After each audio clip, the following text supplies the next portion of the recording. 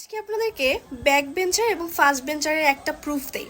আমি আর আমার মামাতো বোন একই বয়সে পরীক্ষা দিচ্ছি, দুটো আলাদা আলাদা কলেজে। ও সায়েন্সের, আমি হচ্ছে আর্টসের। সো আমার আজকে সমাজবিজ্ঞান ছিল আর ওর হচ্ছে আজকে বাংলা প্রথম ছিল। তো বাসায় আমরা দুজনেই ঢুকেছি। ঢোকার পর আমাদের গার্ডিয়ান আমাদেরকে জিজ্ঞেস করছে যে পরীক্ষা কেমন দিলাম। তো আমরা সবাই বলছি আলহামদুলিল্লাহ, মোটামুটি।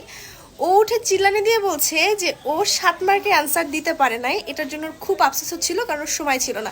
এবং 28টা টিকি ওর শিওর 100% কমন পড়ছে, যেটা ওর হয়েছে। বাকি 2 মার্ক ওর হচ্ছে সন্দেহ আছে যে এটা হয়েছে কিনা। আর এদিকে উল্টে আমি ওকে জিজ্ঞেস করছি যে টিকে কততে পাস, মানে আমি ওকে জিজ্ঞেস করছি যে টিকে 8-এ নাকি 10-এ পাস, কারণ আমার ওই যে পাশের হারটা লাগবে। আর ও আফসোস করতেছে যে ওর হচ্ছে 7 মার্ক, 7 মার্ক দিতে পারে না। 7টা প্রশ্নই লিখছে, কিন্তু শিওর না, মানে 7 মার্ক নিয়ে ওর অনেক কনফিউশনে আছে, ও শিওর না।